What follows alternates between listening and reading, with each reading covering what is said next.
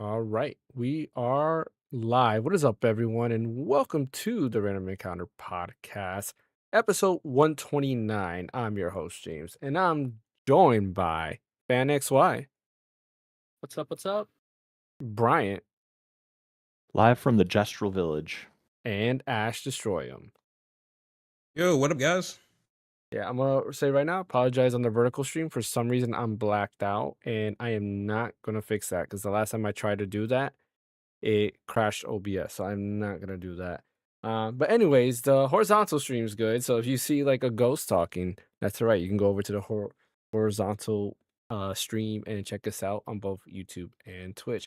But anyways, there really wasn't much to talk about this week, but I do got to give a huge shout out to my boys over at Microsoft for giving us something to talk about. Very, very big. They went ahead and they're like, "Hey, James, I know you don't got much to talk about this week, so we're gonna give you some good news that's gonna happen today." And it is breaking news because they decided to go ahead and up the prices on everything. Oh, And I don't it I was laughing because like Microsoft's not doing too hot this generation. Not at all. And they decided to go ahead and raise the prices. I'm like, all right, people are already not buying your console, and you're gonna go ahead and hike the price, and you're gonna charge more. Are people even gonna want to buy your console even after that? Like, probably not. Either A, they really just want to die, and they want to try to cut their losses or do something, or B, they really think that all right, people are not gonna care. They're gonna buy it. Like, this is not a Switch 2 situation with you do have to give props to Nintendo, like even with tariffs and everything involved, the console stood the same. Yes, accessories went up in pricing, but the console stood the same price. The Xbox Series X has gone up from 499 to I believe it's 599.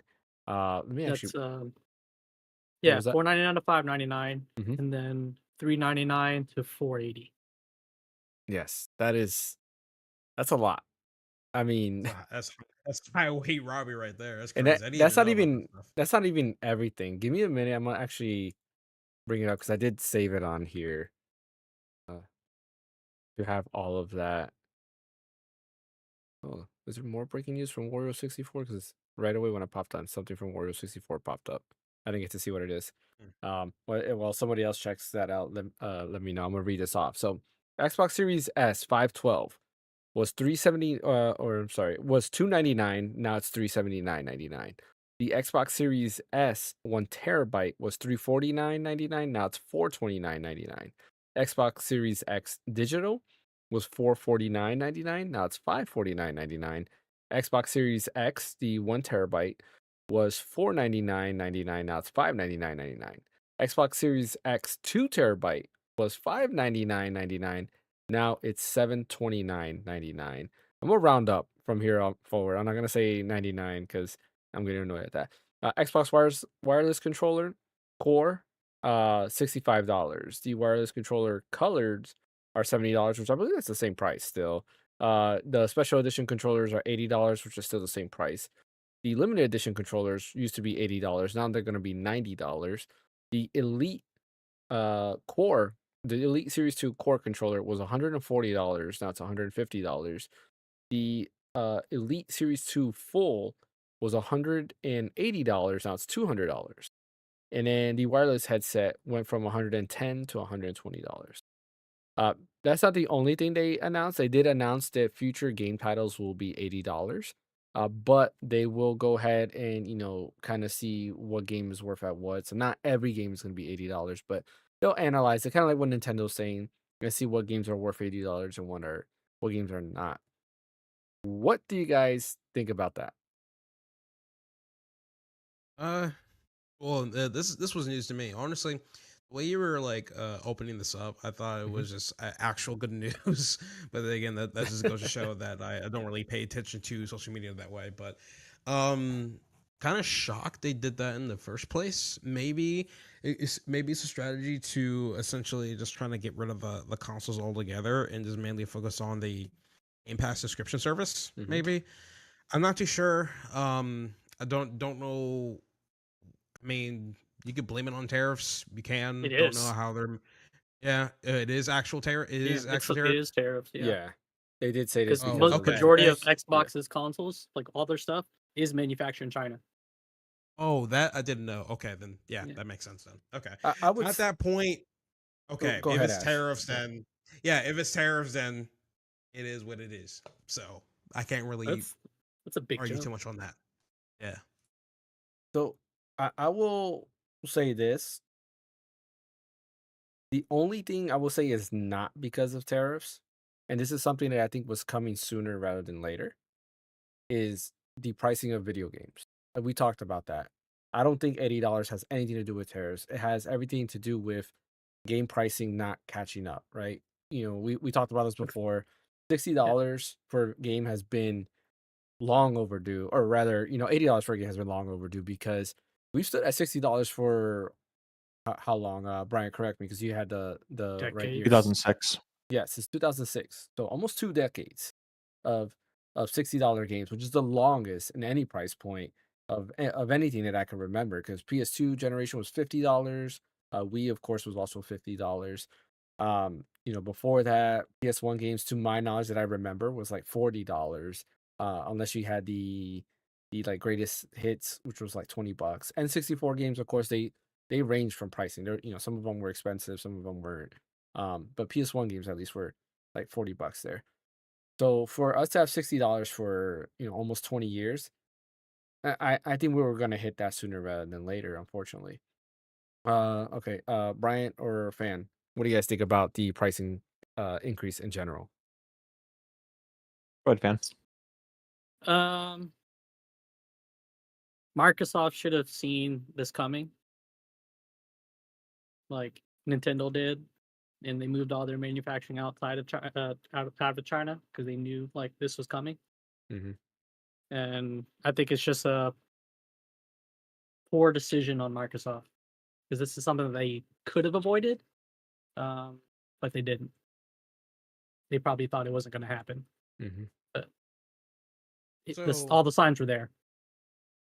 my question is, why is everybody in an uproar about Microsoft raising their prices for the consoles? I mean, because the biggest thing is the price increase they 'Cause it's the have internet. is huge, right? It's $130, which we knew the cost was gonna get passed to the consumer, right? That's the one thing. Unfortunately, businesses are not gonna take a hit.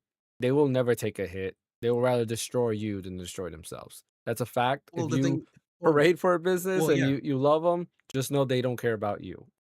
yeah, Unless you give them that's Well, money. definitely a fact. because they're No, it's that's it's definitely a a fact. for profit. They're there Mhm. for their shareholders, so they're Yeah. gonna try and make that money back. That's how all Mhm. businesses are gonna run. Majority of them are It's not gonna, Yeah. because they're already in the red. Like when they make the Xbox, Yeah. they don't make money off the Xbox. So with the tariff hits, they're losing even more money. So they Mhm. have to like soften the blow as much as possible.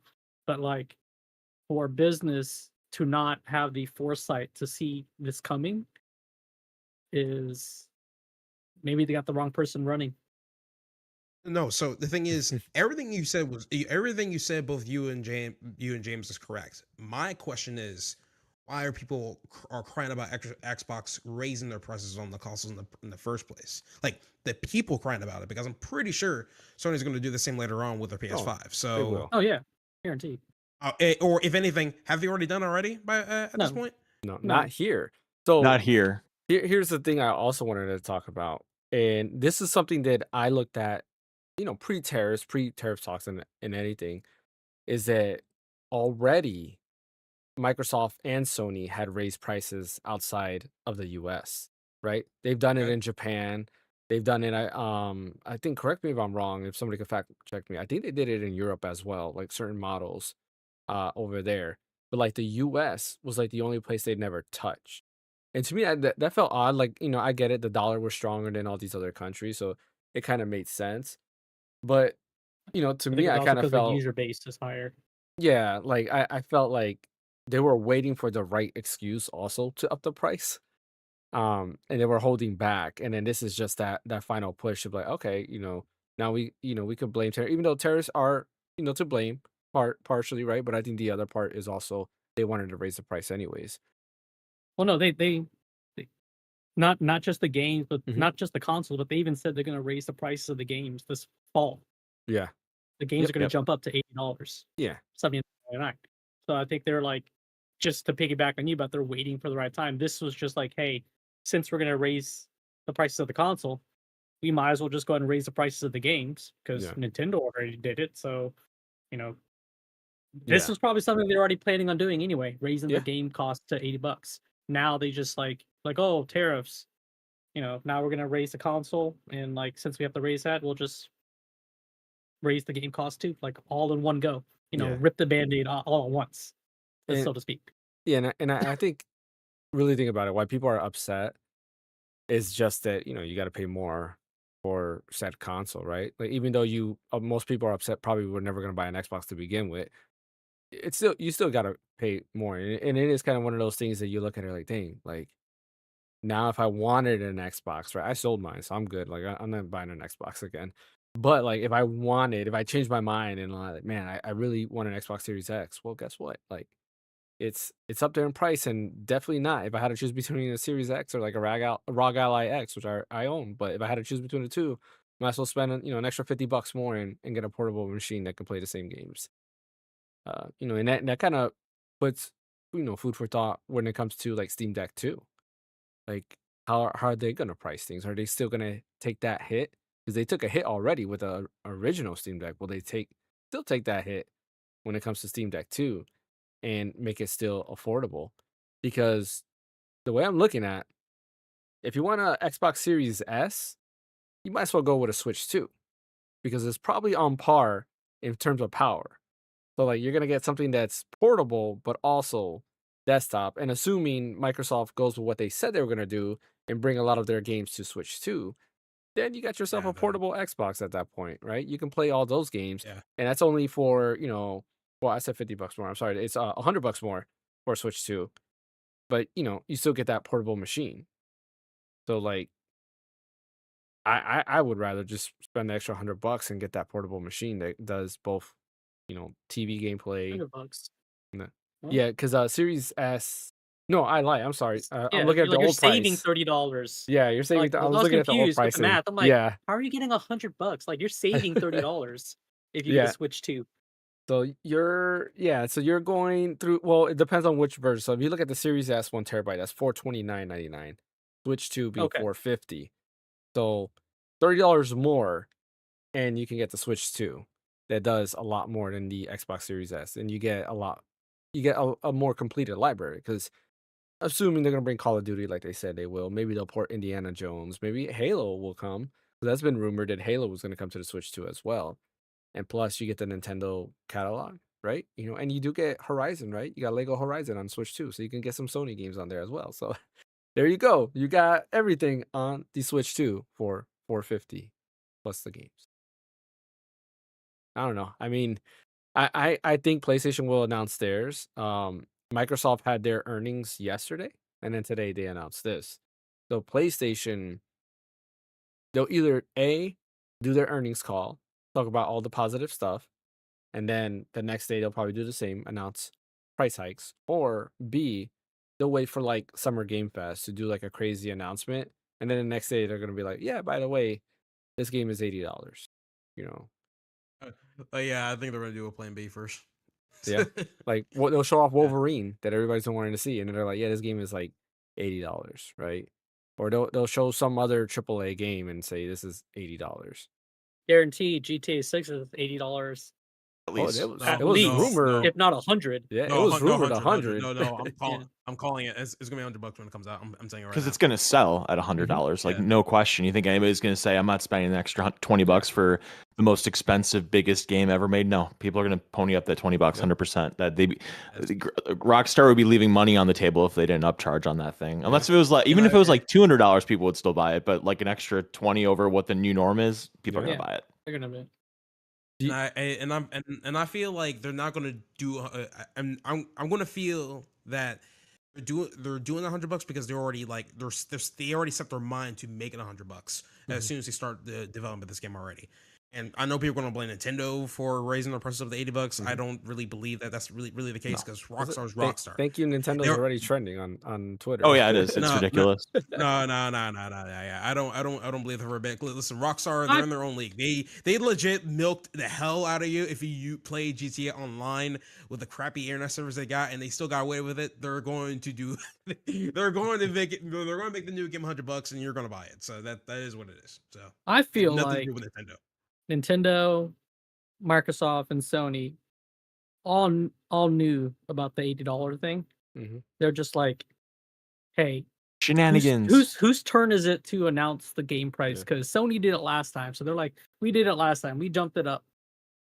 I So think it's something, and I Nintendo's agree. like, okay, we'll do it this time. I think it's gonna be. I think it was one of those things that they were like, you know how when you have multiple people who are kind of like upset with something, but they're too afraid to speak up, and then you have that one guy that speaks up and takes all the hate, Yeah. right? Yeah. Like Yeah. I felt like that was Nintendo.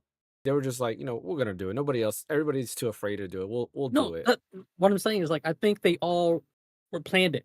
You know, You like think it was they It's a pre-planned? conspiracy. like they all were like, hey, we're gonna do $80. We just don't know when. Like, when's a good time? Yeah, And Nintendo's like, well, Sony, you guys, jacked the it makes price up a sense. couple years ago and took the hit on that. Phil Since we were all planning to go Spencer to being 80, in Japan a lot. well, yeah, I'm like, Yeah. well, I we'll feel do like the they're all $80 buddies. because that's what we all planned to think the game should cost now, and Yeah. then we'll take the hit. They'll I bounce feel like they're back. all. I feel like they're all buddies. Yeah. They I mean, don't now really they hate each are. other. Yeah. Now they are because Yeah. you got Furukawa is probably telling Miyamoto like, hey, stay in Nintendo World. Like, we're good. Stay in Nintendo World. We don't need your input anymore. And Furukawa was like, yeah, we're gonna run this like a business. We're gonna take all this money. Unfortunately, like, It could have been. Honestly, it could have been just manufactured and stuff because I guess they didn't know how to manipulate the media in a way. But again, a conspiracy. yeah. I mean, game prices, like, I think we all agree here, and we said it before that it was bound to happen, right? And all it means is, I guess, if you really are that tight with money, then now pick and choose. I mean, everybody has a backlog, so that might, make you have less of a backlog now. Yeah. Just do backlog. Just go through your backlog. That's what I'm Yeah. doing. So It's just like going back in time, right? Where you had to save up money, save up your lunch money, and then you bought a game with that lunch money rather than use it on lunch. We're just Yeah. going back in time, guys. Yeah, But we sure are. As for my thoughts for this Microsoft price increase, I don't think it's Microsoft trying to gracefully exit the hardware biz. I just don't. I think it's something that is inevitable because of the way things are right now. I just saw Wario tweeted, I think, 2 different price increases from 2 different avenues today and yesterday. I think Humble Bundle, I think I read, is raising their Humble prices if Bundle, I remember they did correctly. raise their prices. And then yeah. GameFly is also raising their prices. Mhm. This is going to happen across the board. Elections have consequences. This is where we're at now. Everything is going to get raised. Like you said, the consumer is going to get the brunt of this hell that is the Yeah. tariffs. And buckle in. This is it. So I think what we were saying before is that this stupid thing trending on Twitter about Nintendo. thank you Nintendo for these prices. It's so ridiculous. It's just Yeah. reminds me so much of when everybody was saying how nobody's buying the Switch 2, the Wii U 2, Nintendo's Yep. Gonna go broke, blah blah blah blah blah, and then all 4 of us were in the queues trying to get a Switch 2 last Wednesday, and we barely scraped by and got one, and all the retailers are sold out now. Let it be physical or brick and mortar stores or online, because everybody wanted to buy one, and most people got one, hopefully. It's just more internet rage. People, again, just addicted to the rage that gets them up in the morning, because that's their only purpose, is just to get online, make some noise, make some anger, make some clicks, and then when the stuff actually comes out, it's going to sell like mad, and then it'll be the next thing that's making them mad, and it's the next Twitter thing that's going viral. But this hardware stuff, though, I don't think Microsoft's exiting. I really think it's just a matter of time before Sony does it as well for the PlayStation, because like you said, they did it in other countries, and this is the path. So here we go. Yeah, and then honestly, I won't be surprised if there's like a good amount of people are trying to like buy up PS5s now Mhm. after they see the price hike with I wouldn't be surprised. with the Xbox and stuff. I mean, I'll be surprised if I still see them in stores right now. But Yeah. I mean, I don't know. I'll tell you this too, like, so I was watching a video earlier today. I forgot which video was saying this, but they had a good point, and it had me thinking that yes, the tariff thing is a huge thing because of the trade wars here in America, right? And we all know how that's gonna end. We've seen episode 1, 2, and 3, Phantom Menace, right? That was all based on trade wars. Very very similar things, right? No, I'm just kidding. But one thing that people are not seeing too is that this is not just an American thing. This affects everybody around because Right. the prices, what they're gonna do is they know they can't put all 145% of those tariffs on Americans. So what they're gonna do is they're gonna raise the prices across all the countries to kind of get back Correct. at that. Because you gotta think of all the tariffs too, not just America, right? Like a lot of other countries have tariffs. They're not 145%, but they have their own tariffs that they have to pay. So they're gonna try to outdo all of that. So you'll see all around prices changing. They're gonna try to spread Unfortunately, it around. yeah, and that's just unfortunately how this goes. And hopefully things get reversed. Right now it's hard to tell, right? Because decisions every day is like something new. Um, one thing is one thing, and then Damn. gets reversed and goes this way. So very hard to predict the future. And I think this is also their safe bet, being like, hey, while you guys play your game, this is our game, and that's it. So, and I'm afraid for the future after that though, because I think, and we've seen this before, with COVID, that they see they can get away with these prices. People buy these things. If they continue to buy these things, well, guess what? When tariffs go away, They ain't changing the price. exactly, they're gonna keep it at That's that not price. going down. And that's Gaming just, consoles are like houses now. It's like, back in the day, you buy a house as an investment, and then your house Yeah. is worth more. And then it's Mhm. like in gaming consoles where you'd buy it, and then the value would go down, and the price Yeah. of the console would go down. And now it's you buy a console 6 months ago. Now that thing's worth more than it was when you bought Mhm. it. It's yeah, a exactly. screwed up economy. That's all I gotta say. Like that. I mean, if you want the price to go down, just don't put your money into it. That's all you got to do. And then the Yeah. thing is, what if somebody tells me, oh, well, I'm only into video games? Well, get a new hobby, like try to do something else. Try to Or tackle read the books. backlog. Read books, like frickin' books never went up in price. Like I think For now. we're in a like, position of I- I feel like we're in a position that, and I won't blame like social media, but modern day and age, we want everything instantly, right? We got like DoorDash, all these things that come same day Instant delivery. gratification. Right, exactly. Yeah. And people won't wait. They're not gonna speak like, man, I'll wait till prices go down to buy, Final Fantasy 7 Part 3, right?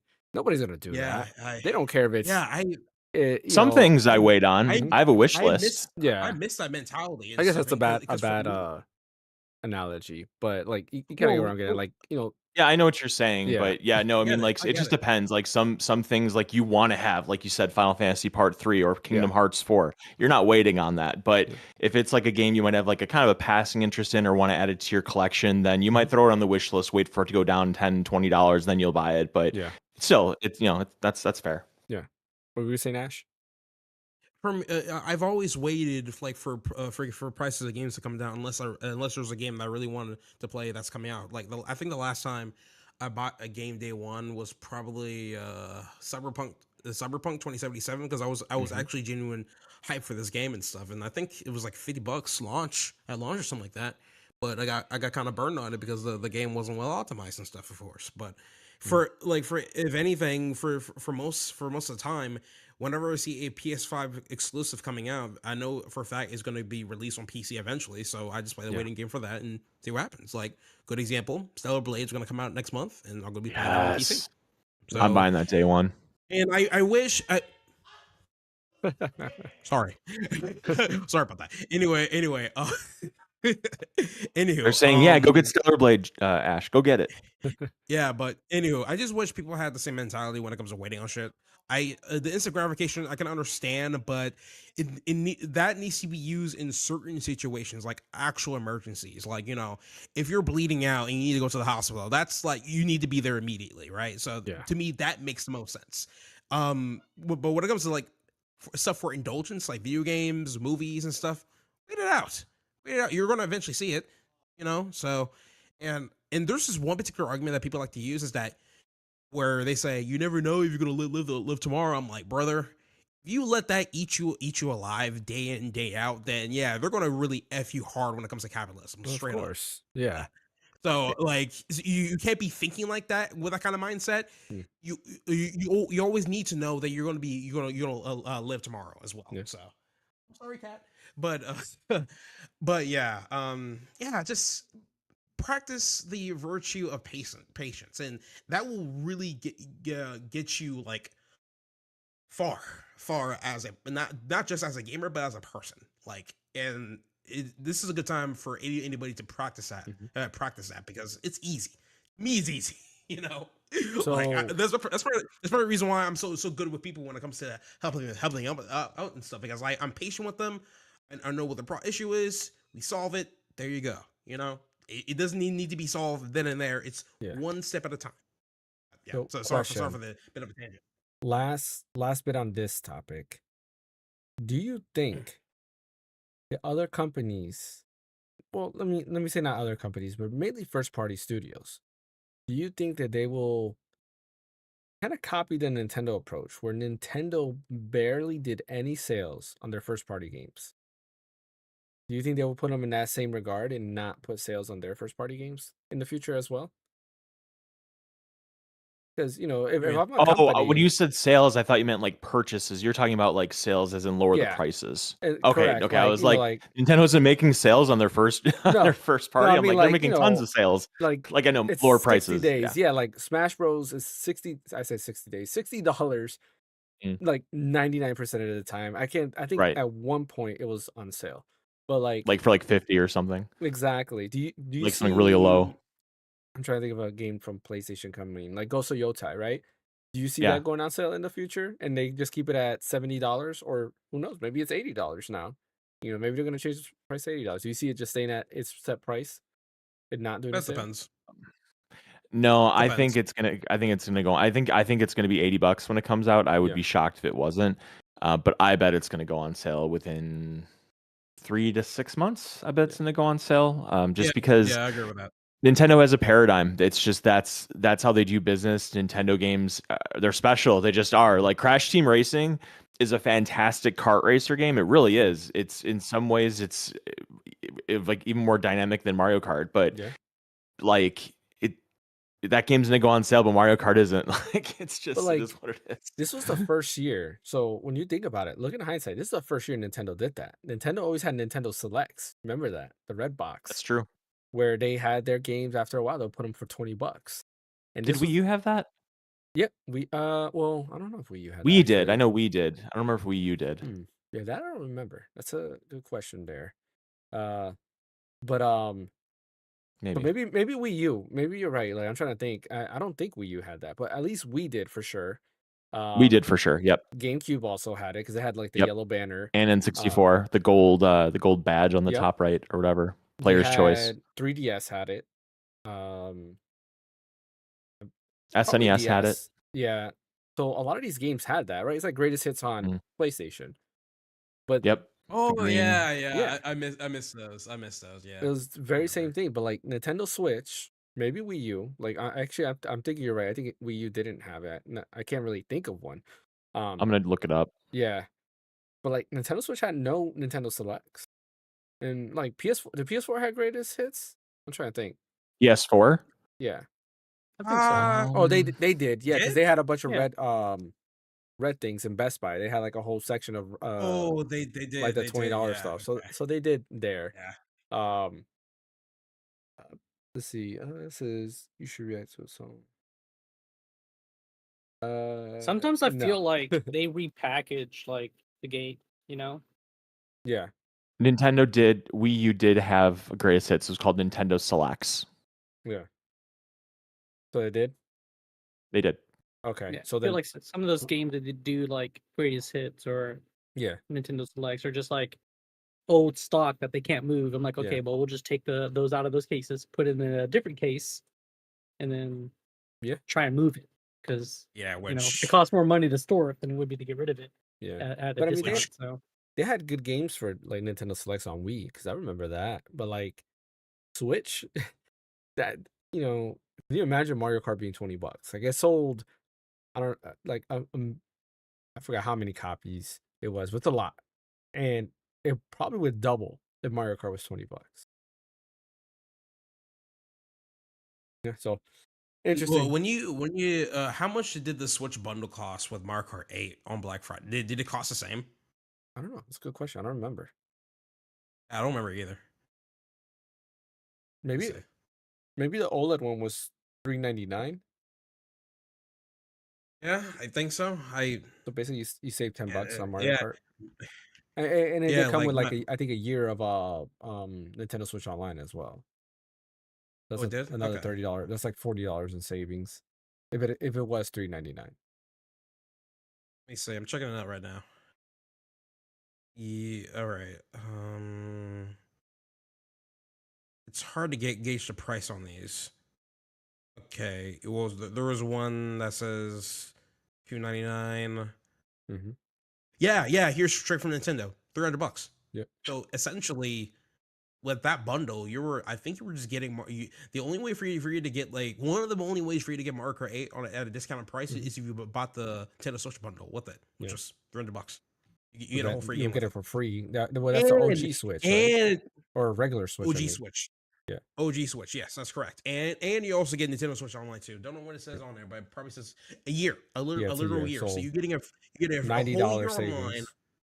along with that's right there. That's insane. Yeah. Right there. So that was literally the only way for you to get Mario Kart 8. Or Mario Kart 8 for free. So Yeah. what Well, was I going with this? we'll be keeping an eye out on that, and as things go, we'll definitely be talking about it, of course, in future podcasts for sure. But while we're on the topic of Nintendo did release their new firmware, version 20, and that with version 20 came virtual game cards. Has everybody done the update on their Nintendo Switch to play around with that? I did. So, Yeah. yeah. So let's talk about the biggest thing in the biggest issue people are having. The color change. Oh, okay. Donkey Kong is no longer rare Donkey Kong. This is Yeah, the number one that's issue. I knew that was the issue. I just didn't know what it was. I was predicting it's probably Donkey Kong. Yeah. What do you guys think about that? So like truthfully, I don't know if we actually really talked about that. What do you really think about Nintendo trying to get rid of rare Donkey Kong? Do you think like if there's like copyright or something like that with it? I wouldn't think so Could be. because they own Donkey Kong, right? They could have Rare could have owned the design of Donkey Kong, but not Yeah. but not Donkey Kong himself, if that makes sense. So Yeah. that's probably why they were moving away from that design to a new Donkey Kong design to begin with. So yeah, because I wonder if like um, whoever the designer of that rare Donkey Kong Mhm. gets royalties or licensings. probably, yeah. Yeah. You want to And, know something interesting? Look up how the rights works with the Donkey Kong arcade game. That's not even owned by Nintendo, which is nuts. Who owns that? Let me look that up. Who owns Donkey Kong arcade game?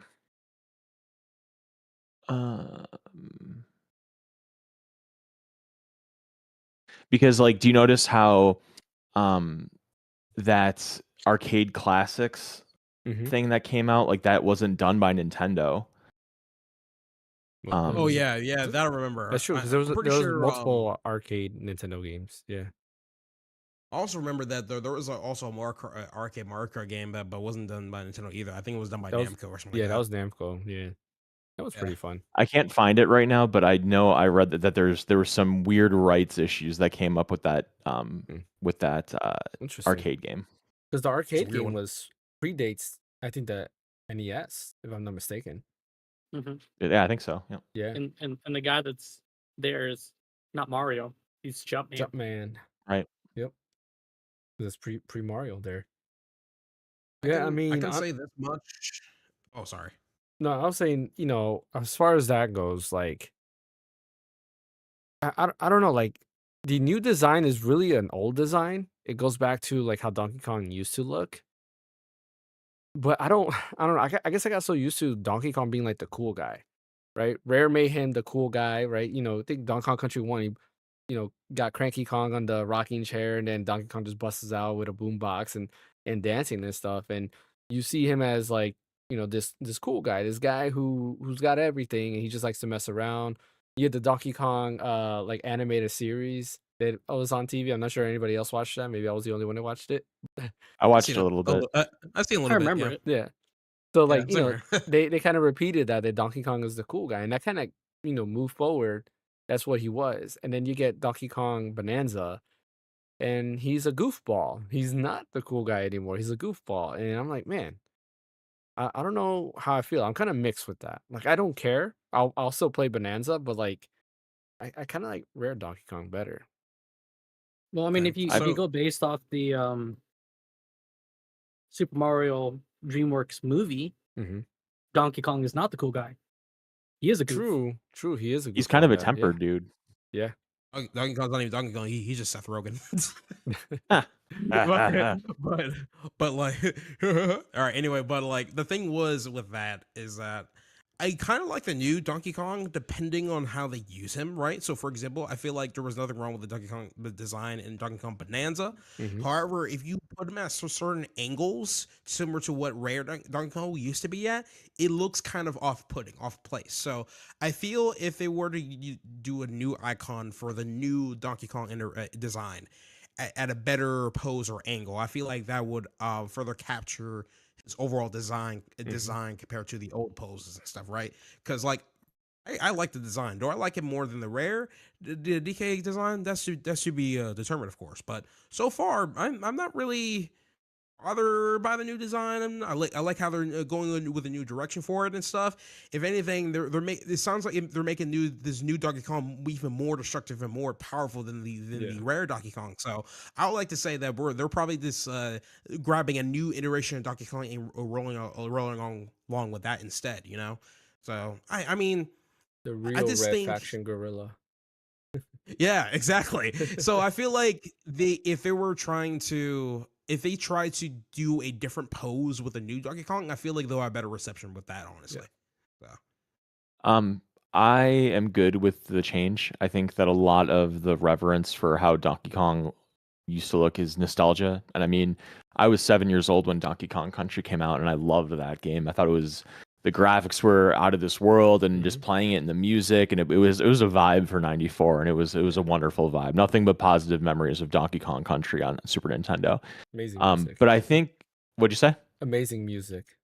Yeah, absolutely. Do you remember? I don't know if you would know if you had this or if you remember this, but do you remember that subscribers of Nintendo Power got a VHS that like went over Donkey Kong Country and like all its features, and it was like a dude that went into the tree house at Nintendo, and he was like this like 90s skater kind of looking guy, and you ever hear about this video? I've never seen that. No, video. I'll send you the link. It's on YouTube. It's great. And it's like Nintendo did these. They did one for Star Fox 64 where a guy parachuted in that worked for Nintendo, and then two guys that wore a Sony and a Sega sweatshirts came and kidnapped him, and then like we're interrogating the Nintendo guy. You don't know about this? I've never seen that. Yeah. Oh my god, dude! Yeah, these were Nintendo Power videos. They're on YouTube. They're fantastic. And there's like a Jet Force Gemini one, and Is this where like yeah, Mega they're 64 came from? Maybe. I mean, these weren't parodies of games. They were infomercials basically, but they had like a funny context around them. But yeah, you got to watch them. They're fantastic. But anyways, back to Donkey Kong. I like the new look. I think it's kind of similar to what Nintendo did with Super Mario Wonder, where Mario kind of had a new fresh of paint, new coat of paint on him. Like it still had the same overall design language of what Mario looks like, but it just looked kind of fresher, and he got a new voice, right? Yeah. And it's just like they're trying to kind of evolve with the times and keep what made the good parts good. And I just think that design from 94, it's iconic and I love it. Had some baggage though. It's made by an entirely different company from 31 years ago, which, I can't believe I'm saying that out loud. They wanted to have something newer that kind of respected the old language, but just kind of like had a new Nintendo feel to it. And I like it. I definitely agree that we've had that design for so long that it's going to get hard. It's going to be hard to get used to. But I'm good with them kind of revamping and refreshing things. And I really liked how they changed that Nintendo eShop color from orange to red. It makes a lot more sense. Yeah. Yeah. The red is nice too. That was actually going to be one of the next things that we talk about. Before we talk Nice about the segue. eShop, yeah. Fan, what is your Well, take? so I'm looking at the Donkey Kong, right? And The new one? the new one and the old one. Okay. So the new design technically isn't a new design because apparently it's a very similar design to the Donkey Kong in the Super Mario Brothers movie. Mm. Because I'm looking at the pictures side by side, and they look almost identical. Well, look So at Yeah. Nintendo, look at OG Donkey Kong. Donkey Kong, what would that be, like 93 maybe, or 92? Are you talking about the arcade game Donkey Kong? Yeah. Wasn't that 84? I was trying to remember the Donkey Kong from the SNES. Or So if you look for at Super Mario Kart. Donkey Kong, no, that's fake. Oh, no, Donkey Kong came out in 81. I take that back. Oh. Oh, 81. Sheesh. Let's see. There was another picture of Donkey Kong though that he has the tie too. I mean, You I'm see that? looking at the arcade Donkey Kong, and there's no tie. Yeah. No, but there. Yeah, that came with Super Nintendo, didn't it? Let me see. Donkey Kong. But if you look up the Donkey Kong from Super Mario Brothers, and look up Donkey Kong Bonanza, Yeah. like it's the same design. Donkey Kong from Super Mario. You mean the movie Super Mario The Brothers? movie, yeah. The Oh, movie. gotcha. Okay, gotcha. That's what I'm talking about from the movie. So like Gotcha. they basically just kind of like kept the continuity. Like, hey, we're gonna come out with a new Donkey Kong, but we're gonna like use the design from the movie and like maybe tweak it a little bit. Yeah, Right. it's kind of interesting that people were now crying about this now, especially if it's already the similar design to the one from the movie. And Yeah, nobody because I'm looking complained at the about that picture, one. like the wallpaper, like for the movie, and like it looks very similar. Like it's not So that far off. so if you look at this, there's an evolution here in Mario Kart. Sorry, I'm trying to read what this says. Mario Kart. Looks like it says 8 promotional. Like that almost kind of looks like it. So like there's a Reddit post that shows like the evolution of Donkey Kong, and you have the classic DK Miyamoto, and then you have the rare on the left side, and it kind of shows like how they got Donkey Kong from the movie, where it's kind of a blend of both. But like that Donkey Kong kind of looks like it says Mario Kart 8 promotional animated gift 2014. What does that mean? I don't know. But it kind of looks like that, or the Nintendo Recruitment Book 2020. Like, kind of looks like that Donkey Kong as well. Like, I know I've seen it. I'm gonna have to look for the picture to show you guys, because I saw somewhere where they were kind of like analyzing and like showcasing the different Donkey Kongs. Let me see, it's here. But yeah, if you think about it, out of all Nintendo's IP, Mm-hmm. rarely do their characters get redesigned or changed, other than Link. Link's like really one of the few only ones that actually kind of Yeah. gets changed with That's each true. iteration of the game. That's true. Every game he You changes. talk about Kirby is vastly different than in the joke. Well, maybe Kirby's still he's just a got pink more blob. He's got Dude, more ray he's- tracing. Yeah, I was just kidding. I was just kidding. I was making a cheeky joke. You guys saw that Donkey Kong Bonanza was sold out for a time, the physical version. I did not. That was cool. Yeah, I think it was sold out on Target. I think. Yeah, that was just one place. I don't know. Well, I thought Bravely Default was sold out, but apparently it just never was listed, because they had showed up somewhere and it showed sold out. So I was like, oh, okay. I think it was Best Buy, because I guess I can't pre-order, but apparently it was just never listed. And then like a few days later, it popped up. But I think I settled on getting Bravely Default digital, because I have Bravely Default 2 digital. So Yeah, I s- man, it kind of makes you sad about the key card shit, man. I don't know.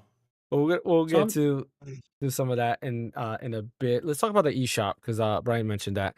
But the eShop now is red, which I agree. Like Oh, Nintendo has changed their theme from blue to red, right? Because it was technically No, it white was with the orange. Wii. It was orange. Well, no, I'm talking about Orange. like their color, how they transition. So like with the Wii and Wii U, they were blue theme, right? Oh, Even though okay. the eShop was No, the Wii U was orange. orange too. Yeah. Well, I'm talking about like their color, right? So like eShop was orange. If you look at the boxes, they were blue, right? The Wii U box was blue. And they used a lot of blue in Nintendo stuff outside of the eShop. As they transitioned, the eShop stood orange. 3DS was also orange. And it kept kind of evolving where now you had the Nintendo Switch, which is red, but the eShop stood orange. And it kind of looked like they just wanted everything to be known Flashed. as red. So they moved everything red, which makes sense, right? In hindsight, like PlayStation Store, thinking back to PS3, was blue, but they were known for being like, trying to think, like blue really wasn't their color.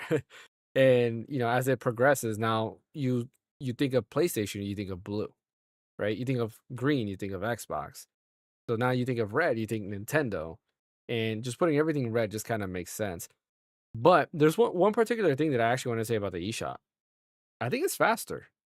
Like I was noticing things were popping up a lot quicker for me. Did you guys feel that same way or no? I haven't been scrolling through it enough, Oh, apparently. I didn't. I haven't. Did you talk about the eShop on the Switch? On the Switch. Yeah. I didn't realize they changed it. Okay, yeah, you did say about the color thing, but I It didn't. still feels like It's a it's bit slow. faster. You think Yeah, it's slow? yeah.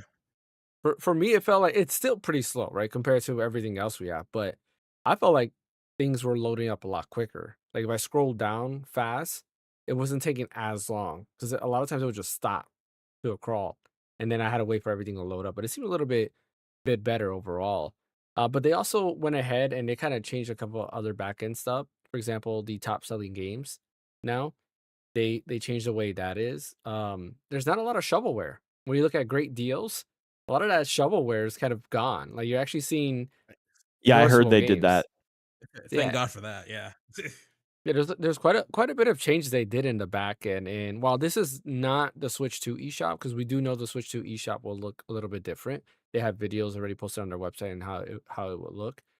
It's nice to see that they're kind of even this late into the Switch's lifespan. They're updating the Switch, kind of like when PlayStation updated the PS3 PlayStation Store, like maybe about a few years before PS4 came out. Do you guys remember that? No, I don't. Wait, No, what happened exactly? the PS3 PlayStation Store, how it changed. Yeah, they Oh, changed the search, I yeah. remember. They changed it from Mhm. like a keyboard to the stupid like dial where it'd Yeah, be where like you had to A and it move. would show you all the A's. Then it Yep. would like eliminate. God, I hated that. But also the So look like, of it, like the original PlayStation Store on PS3 Yep. was not that great, and then of course it Oh, evolved I over like time. the original better than You did? yeah, I did. To me, it just looked plain, and that was my thing. Kind of like I'm okay with plain if it's functional. The way that it ended up being was a mess. I agree. The last one took forever too. It took forever to type Yep. anything, and it was slow. It definitely wasn't designed for the PS3 at all. You were gonna say something, Ash? yeah, I'm going through the eShop stuff. I feel like it's still the same performance. Still, I Okay. feel, especially when I'm going through the different sections like featured, recent Mhm. releases, great deals. It's like taking a bit to like. It's not as snappy or responsive stuff, which I hope they fix that issue within the Switch 2 eShop. Mhm. And also for better hope, they add some music to it. I don't know, but I think they already that's confirmed there's no music. okay. At least Yeah. make it functional. That's all I'm asking. They That's all said I'm asking. they're putting a focus on that this time. That like one of their biggest regrets is how crappy the Switch eShop runs, and they put like a specific special focus on making sure it runs better on Switch too. Yeah. Yeah, all right. Have them just focus on performance first, and then once they're done with that, hopefully they can add some music to it, or let us. Add They our already own said they're music not to it, doing but that. Yeah, they said that. I mean, they could possibly change their mind. The They could change their mind. I guess. likelihood of that happening is very low, but they can possibly change I their mind. wonder if if that's just gonna like make it run even slower. Right. True. if True. anything though, there was a rumor about actual custom themes for the Switch too.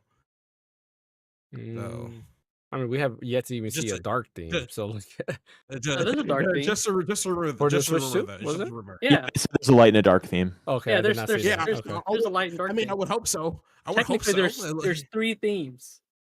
Well, no, there's the invert Yeah. There's color 3? too. Yeah, invert, dark, and light. That's it. Yeah, that I remember seeing the invert, Oh, for, like, invert, under okay. accessibility. But I didn't know there was a dark theme. I don't know how I missed that. Yeah, there's a. I mean, yeah, it was just a rumor I saw, and I hope it Mhm. comes to fruition about that. Because it's just simple stuff like having having like a game of a background and Mhm. shit, like with of the whole wallpaper. So like do simple stuff like that. I don't know. Like I ain't asking you to make a dynamic themes like PS5 is doing, but Just to like look if you just better. had like just look slightly better. Like come on, Like, something. I will say this, like I don't want to stay on the topic of the Switch too because it's for the the 20 update, but like I am disappointed with it looking very similar to the Switch One in terms of UI. I mean, I get it. Like some people don't care about the UI; they prefer the game performance, which is to be fair, yeah, that's the most important thing. We want the games to run great, but there's something about it like when you open something new, you want to see kind of new everything. You want a new OS, a new everything. Like I get it. Like with phones, we're used to seeing the same thing over and over again now. With slight differences year over year. But on a console that you wait 8 years to get, you would want something a little bit different. And kind of Microsoft kind of did the same thing. When the Series X came out, you're like, oh, it's just the same UI as the Xbox One, which I was think they did that for a reason. So because they have the whole like game share and stuff like that, yeah. and they kind of want to keep it similar to the Switch One. Because Yeah. then, if you're gonna do that game share where like the Switch 2 can share Mhm. the games, so like the Switch and stuff like that, Yeah. they want to keep it kind of looking the same at least.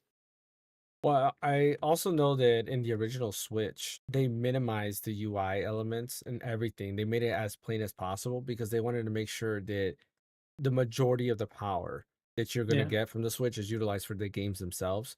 They didn't want the OS taking up a lot of that performance in the back end, which makes sense, right? Fair explanation, and I could see that happening with the Switch too as well. Like they want to make sure they reserve 90% of that power for the Switch 2 games, and then the last like 10% for everything else, or less. So, a little bit of hopium from my side, but it could be the same where when the 3DS first came out. I mean, it didn't look plain like the Switch did, but it didn't have no themes or anything like that you can change from the beginning. So maybe Mhm. later on, they may implement those themes later on as like for promotional material for other games and stuff. Maybe But that was it every could time happen. every time we mention that, I always gotta say that that was Iwata's Nintendo.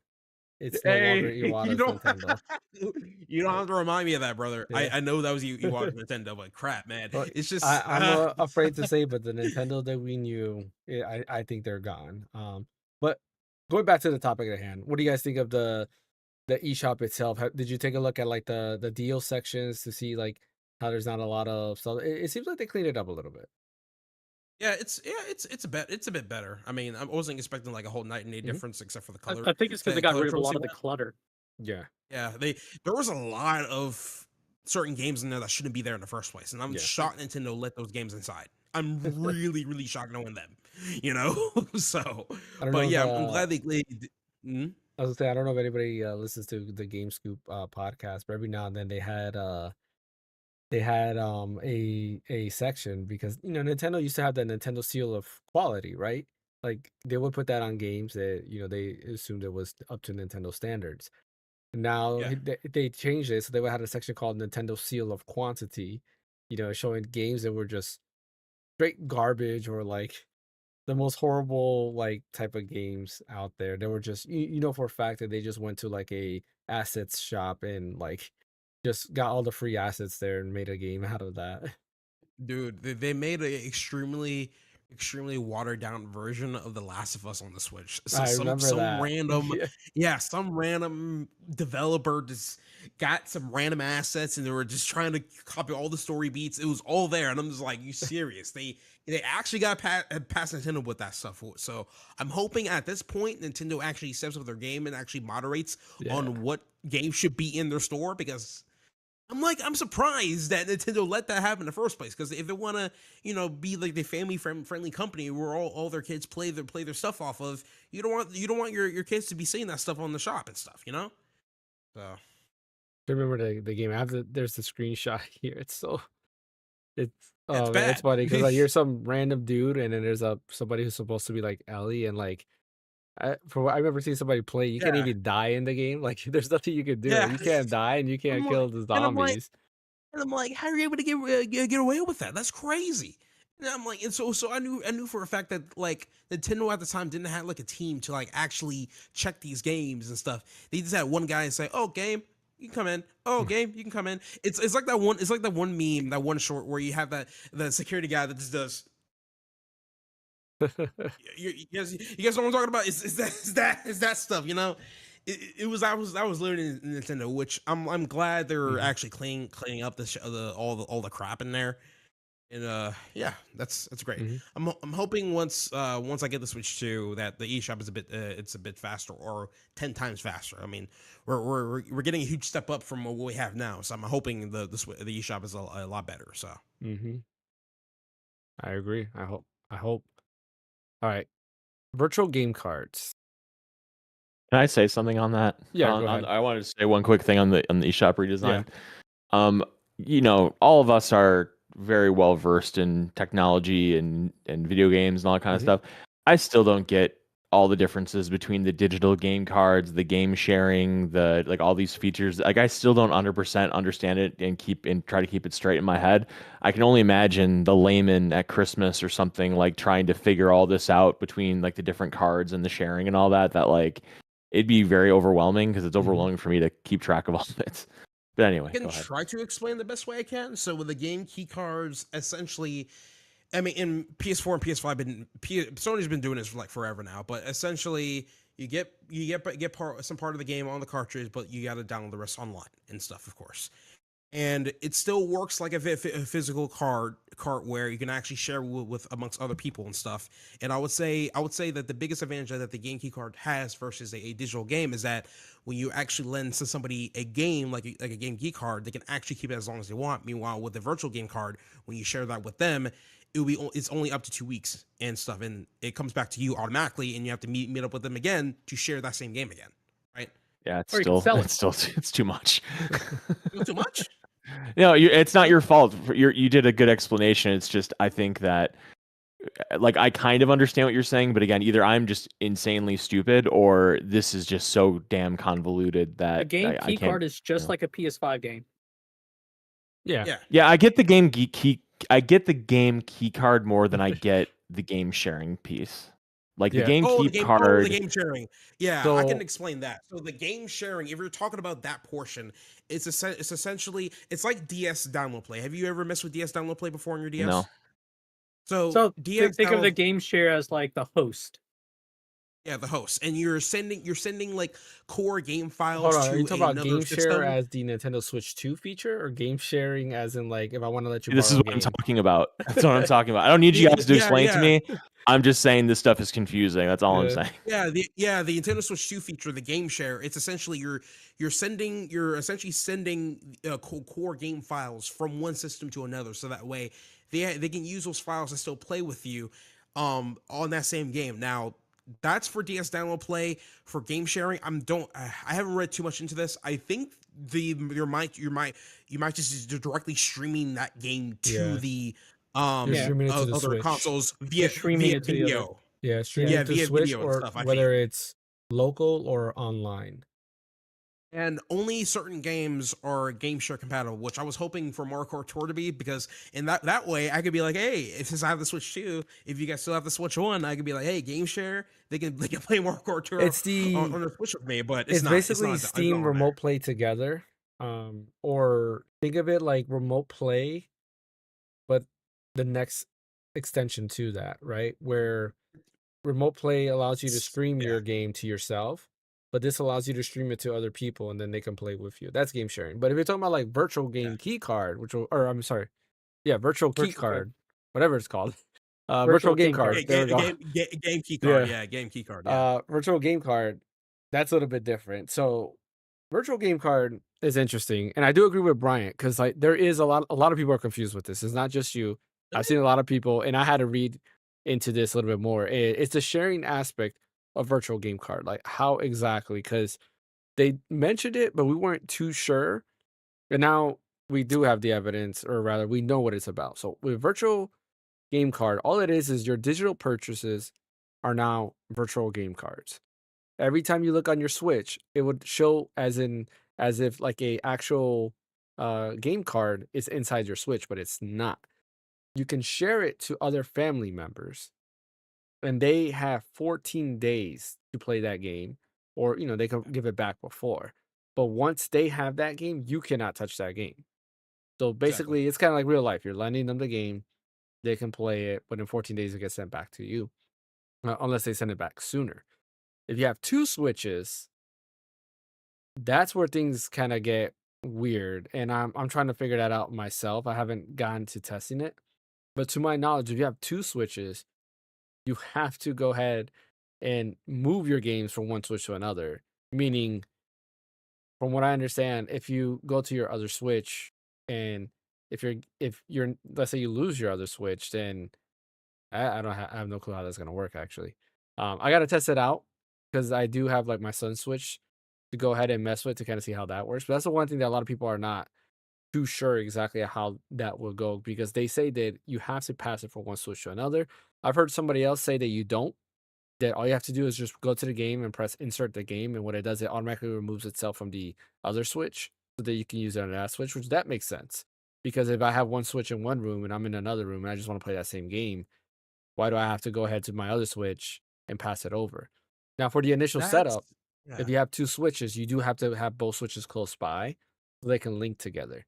That's kind of like the way they authenticate that, okay, this is your secondary Switch. But going back to Yeah, that, that only that only the makes more sense. primary account or only your account can play those games. Nobody else can. What were you gonna say, Yeah, Ash? that makes sense. Yeah, Hmm. that makes more sense. If you're trying to share between your own two Switches, I think it would make more sense if you would have to have both Switches under the same Nintendo account. Yeah. So that way they know it's a game that you actually own yourself, right? But now, So but now you can't game share like you used to. So previously, the way I would share my games with my son is I go to his Switch, and that Switch is now my primary Switch. Where my OLED is now my that's my main Switch, right? But it's my secondary Switch. So he can play all my games. I can play all my games, but I have to be online. Excuse me, I have to be online to play them. They kind of still allow you to do that, but we can no longer play the same game anymore. Before, let's say we want to play Smash Brothers, he would play Smash, I would play Smash, and then of course we had a third copy for my other son, and we would play Smash together. Now we can't do that. I would have to buy the game now another time to have another copy. And that's where there's a lot of controversy right now because the old way of game sharing, especially for families, you can't do that no more. Me for somebody who has a Switch for my kids, you're telling me that when the next Tears of the Kingdom comes, or not Tears, next Zelda game comes out, right? My kids love Zelda. I bought Tears of the Kingdom twice. One physical for one of my sons to play, and then one digital for me and my other son to play. I can't do that no more. I have to buy 3 copies of the next ugh, Zelda game so that we all can play yeah, now. that's a yikes. That's a yikes right there. Jesus. Mhm. Okay. And I do feel like That in a sense it's that saying where you went one step forward but 2 steps back. I do feel that that's kind of like where we're at with Nintendo in terms of that. Like game card in theory is cool, but there's a lot of things that I think is kind of dumb. Like why does it have to be specific people in my family group to share? Meaning that if I want to share my game with you guys, I can't because you're not part of my family. Yeah, it's I think it's rather the execution that they didn't Hmm. get right with that, and I think the reason why they were like narrowed it down to like only just family groups is mainly because they're trying to make sure like I guess no, but they want to make sure they ensure the most amount of sales Yeah. per IP. I Yeah. feel, which is why they probably did that in the first Mhm. place. Which is part of the reason why when they did that, they kind of erased like your original way of game sharing with your family as well. Is they want to make sure they like up the most amount of units as they possibly Yeah. can with that. So I mean, if anything, that's my theory, honestly. But the virtual game card thing is definitely still in its infancy, and I think it's bound to get better as time goes by. Heck, the Switch 2 hasn't even come out yet. So, um, yeah, I was trying to share a game key card, not game key card, a virtual game card to my sister for Mario Kart. For Mario, I almost said Mario Kart Odyssey, but for Mario Odyssey, and I didn't realize I had to be literally right next to her to share it. So I'm like, oh damn it, okay, Yeah, that's yeah, another thing like that's very annoying, that 'cause, you yeah, have to be in the same yeah. house. Yeah, because I really want to try it out because I thought the whole concept was cool.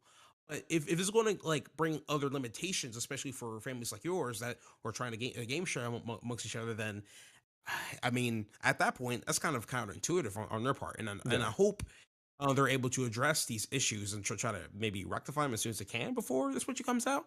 Who knows? It's probably, it could be one of those things where like there's an outcry for this, it dials down, and nobody else talks about it ever again. And But Nintendo doesn't do anything about it. you bring up a good point too, though, about like family sharing. Like, I think Nintendo kind of saw that as an oversight. When they think of a family, they think of the same household. But what Yeah, about the family? Your brothers and sisters that, or even dad and mom, that are in a different like house, right? You're in a different city, a different state.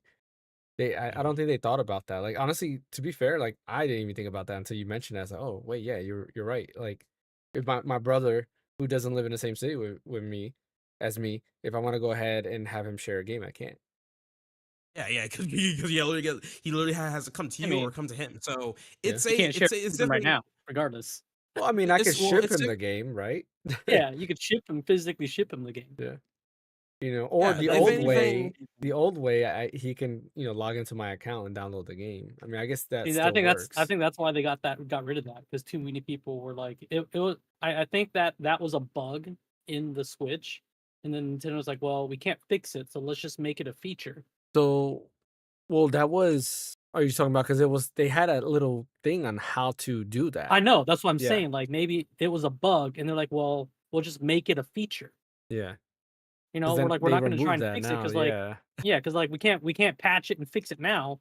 Like we'll just make it a feature and then we'll figure it out later.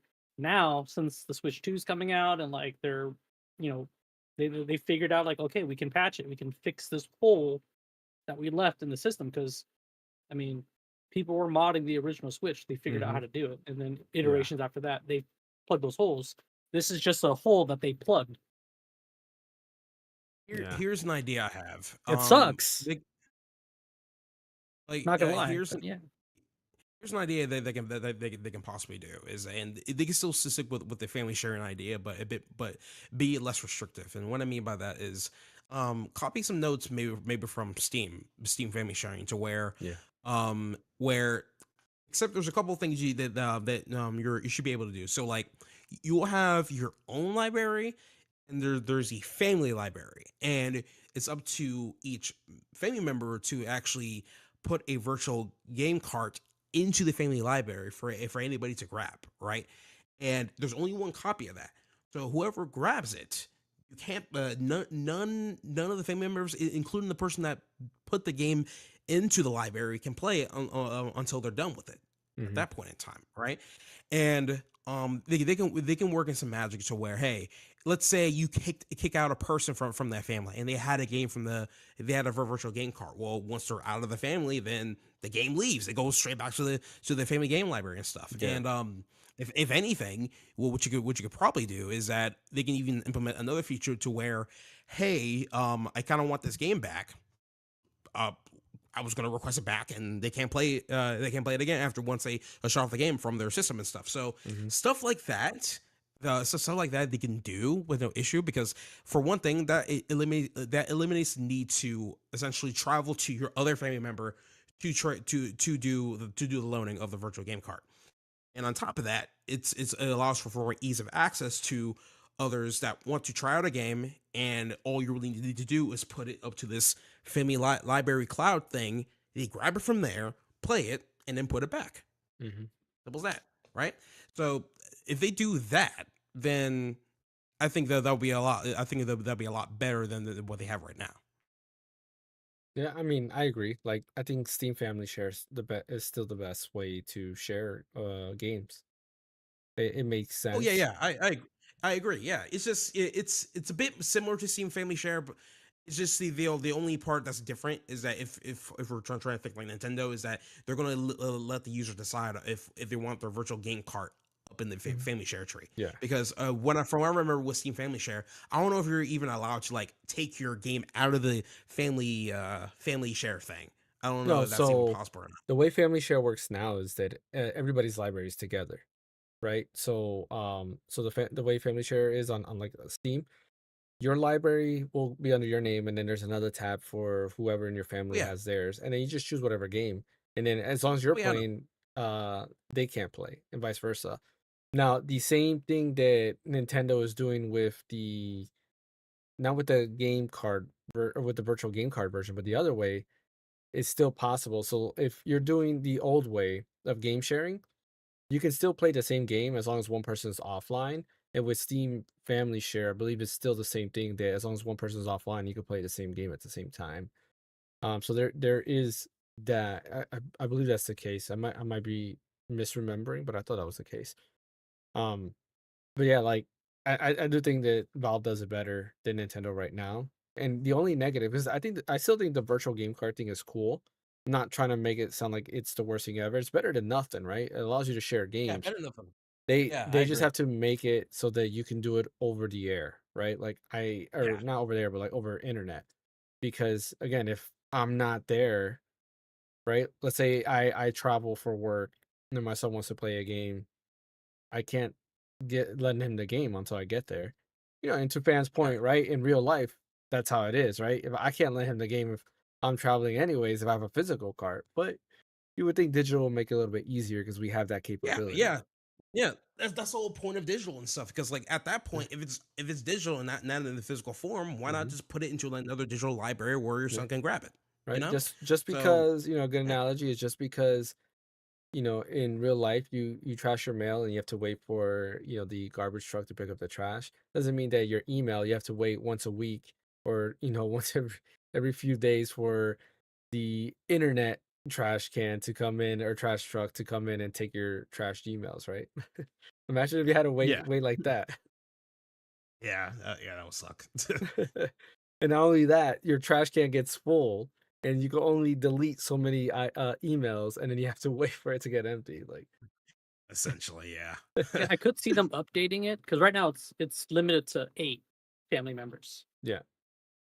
So like, I can see them changing it to where they can add like where it's just friends, and maybe they'll update it to where it's friends and family, and your friends Mm-hmm. are the ones that aren't living in your household. Yeah. You know, or you could share it over there, or have extended family that live in a different country. Yeah. But this is just the first iteration of it, so who knows? Maybe they'll update it and change it down the Yeah, line. that's true. I mean, maybe hopefully Nintendo's listening to feedback and they will change it and look at other ways around it because I do think they were kind of genuine with it in terms of making it an easier way to share. I just think the implementation that they did is not the best and it could have been better. Uh, but that's my 2 cents. Brian, any last thoughts? 'Cause I know you were Nope. confused about everything. No, gotcha. I can't. I wasn't trying to turn that into a whole discourse. I was just explaining that I think it's really convoluted, and the fact that this turned into like 20 minutes didn't stop that from, or hasn't quelled that quite. Kind of Yeah. strengthens my argument. We'll try our best to explain to you again later on. And No, stuff, I don't 'cause, want yeah. no more. No, I'm done. We'll I explain just it know right I now. buy my Let's stuff go ahead and digitally. let's start all over. Let's Well, once you get to it on your Switch 2, Brian, then you'll eventually understand. So Okay, yeah, maybe once I get my hands in it, maybe I'll understand. I'll make a yeah. 45-minute video explaining it, Yeah, and then you can that's your rewatch next it. one, right? There you go. Yep.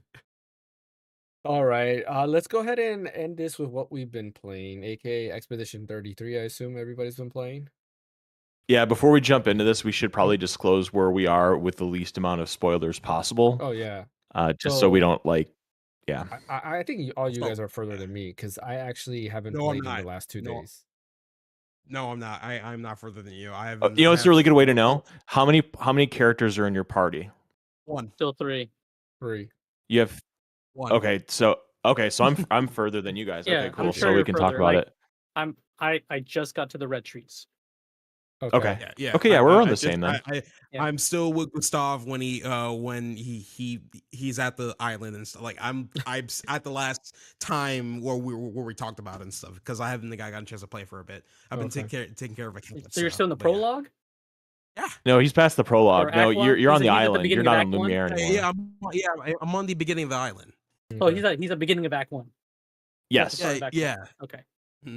So I guess we'll have And to like it's hippie toe our way sucks too around. because Where are you, James? I'm a little bit further than Fan. I'm let me see. I think was the last thing that I did. Yeah, I've been running I'm around in the Red Forest. Yeah, Yeah. I'm pretty far in there though. because I want to collect everything. I want to get all the items. So I've been like Yeah, of running course. around. That's Yeah. I do have to say that's the one thing I hate is that there's no mini map, so I don't know where I'm at Yes, sometimes. that does annoy me I can because turn around. I tried pressing buttons. So like, man, there's got to be a map. Maybe I'm just missing out on it, but no, there's no map Like, nope. at all. Yeah, the last thing I did in the forest is I fought the mime guys. And Okay. I think I beat it, and then I was just Mhm. like, you know what, I need a break. So and I stopped there. Like tonight I'm probably gonna play a little bit more, but part of that too has been that I've been playing my Switch again and playing like just random games, like something that can play a short burst because I just feel like I want something like quick in and out, right? You know, I'll play Mario 64 or I was playing like Smash Bros again because it's like it's quick. You do a few matches and then all right, good. You know, I'm good for that. 20, 30 minutes here and you're done. Yeah. Yeah, exactly. And this game, I feel it's one of those games that like I need my attention put in, especially with the pairing and the blocking. It's like Elden Ring was the same way with me. Like when I'm playing Elden Ring, I have to be in the zone and know that this is getting all my attention. So, but yeah, what's everybody's thoughts on the game so far, minus Ash, since you're at the same spot?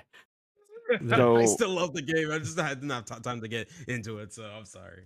When we spoke last week, I was pretty confident that Mhm. in the amount that I played, that it was going to be in my top 5 Mhm. ever. Yeah. And then as the week went on from last Thursday to this Thursday, I was pretty confident that it's going to be in the top 3 of all Yeah. time for me. Yeah. And now today, after getting to where I am, knowing that I'm not even 1/5 done with the game yet, like unless something drastically changes, this might be my favorite game of all time. Okay. That's a bold statement, but I mean, when you get to the water part or the lack of water part, that's where it just totally just made my mind just like explode. Just like Mhm. the music and just the scenery and the aesthetic, and I love how like epic the battles feel. Like you fight trash enemies, but the battle still feels so epic. Between the music and the music changes depending on where you are, and if you do a first hit, I think the music changes maybe or not. I don't know, No, but it's the same. oh, it's the same. Okay, Yeah.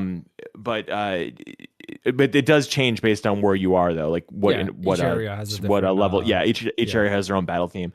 And it's just I went out and I bought the soundtrack. I 100% did.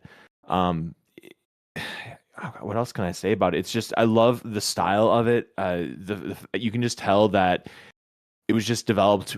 I mean, obviously it's a French developed team, and so they kind of an innate knowledge of kind of what they're going for with the area, with like Lumiere and everything. But you can just tell that they had a vision for this thing, like a vision, like a dream. It was just put upon them, and this team of 30 people or so, or however many people made this game, they made it a reality. They made their vision happen, because there are so many things in this game. I forget, James, you got to the water place. Fan, you got to the water place too, right? Mm-hmm. Yeah, he's in Yeah. the Red Forest as Yeah. well. Yeah. Yeah, you're in the Yeah. forest. Yeah. Yeah. So like I I think think the I'm either towards the end or I just left the force. Okay. 'Cause I remember fighting like the gestural chiefs. Okay, yeah. So yeah, you're actually right where I am then. You're about to Okay. get your fourth playable character. Oh, okay. Yeah. I think that the first time that I realized, like, I loved it right up until this certain point, but the second that this one thing happened is when I realized, like, wow, I'm really in it right now. I don't know if you guys remember this, but in that water area, you go through it, and I want to say it's after you get your third playable character, and you kind of are snaking through and going through the area, and once you get like towards like 3/4 done with the area, you look to the right, and there's this little alcove you can go into, and you go underground, and it's this very like reddish area, and you Mhm. use your hook shot to go across like a pit that has like spikes in it or whatever, Yeah. and then you emerge on the other side, and then there's like 4 gigantic enemies that you don't want to fight because they're those shield generating enemies that have like 8 shields you have to take down. And I just remember when I went down into that little alcove with the lights shining red and the lighting and stuff, I was like, this is exceptional. And then, you beat that area, and then you go to the forest area, and there's just so much to do. It's like, I'm getting goosebumps just talking about it. Like, there's just so much to do, so much to explore. I love the magic, or I guess you call it magic, the lumen, the picto system with Mhm. assigning abilities to people once you learn the skills. It's very Final Fantasy kinda in a way. I love how royal the combat looks. Like when you get into a battle and Gustav like whips out his swords, and then Lune does that little spin thing, and she like comes up, and then all of them, like, they all have their little like ritual before they get into the battle, and and then when you get your third playable character, she's like a fencer, and it just looks so cool when she fights, and there's like stances, and it's just so fresh feeling. It feels so good. And man, I mean, again, I'm only 1/5 into it, but I heard that like towards the end of Act 1, like, you are breathless with some of the stuff that happens in the story, and then people are like, "Oh, you just finished Act 1 and you think that you're breathless? Oh, just wait, it's gonna get even crazier." And so I'm just like, if I'm like this now, and I'm not even 1/5 done with the game, not even done with Act 1 yet, like, I can't imagine where I'm gonna be at the end of this thing. Unless it totally takes a dive, this might be my favorite game of all time, but we'll see. Nice. What's up, Geek You Show? can you could say that they took a really big creative expedition. Indeed, that is true. That is Yeah, a very it's like fair it pun. took Final Fantasy like story, aesthetics, and UI from Persona, because it's very Yep, Persona like, Yeah. it is. Yep. and then the like action mechanics in terms of like RPG from like Legend Sea of of Dragoon, Stars. or yeah, Yeah. like they kind of just like meshed it all Well, together. and they got the And then Lost the AP Chrono Odyssey. Cross too. You gotta say the Lost Odyssey cinematic, because that's why everybody thought right Yeah, away. The running motion is straight up Lost Odyssey, like, because when every time you would attack and they would run to attack, it had like the camera shake, and then the camera angle changes, and they go ahead and slash. Really cool It like work. Kind of like, centers. yeah, it's like, so when you attack, right? Hmm. Have you played Lost Odyssey before or no? I haven't. No. No? Okay. So when you attack, you basically, It's a the camera perspective shift. changes and the perspective changes to looking, it looks a lot more cinematic.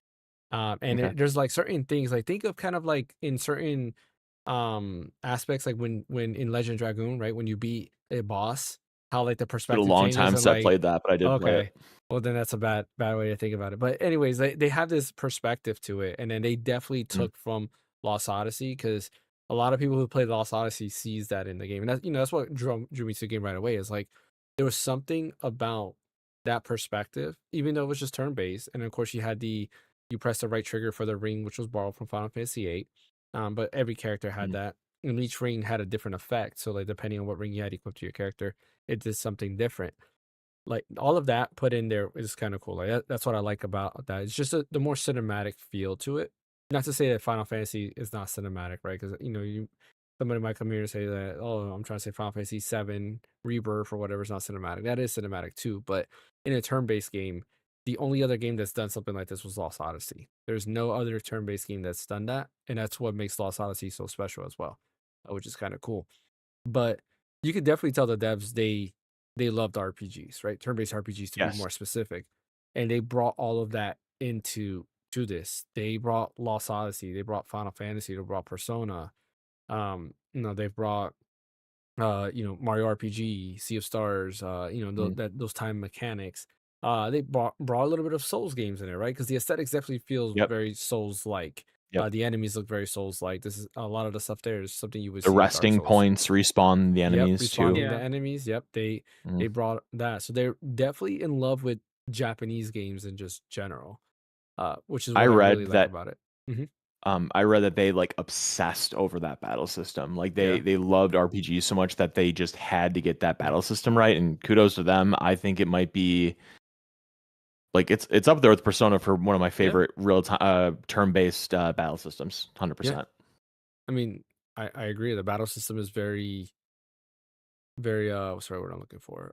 Is it very interactive, right? It's very and dynamic. yeah, and that's kind of like why I like it's funny because it's easy but hard at the same time. Because you either beat an There's some enemy depth to it. like you can beat enemies very quick, or you're They can fighting stomp you. enemies exactly, and it has like that balance though, and it all depends on are you going after people's the monster's weaknesses? Are Mhm. you Elemental prepared? weaknesses, the shooting.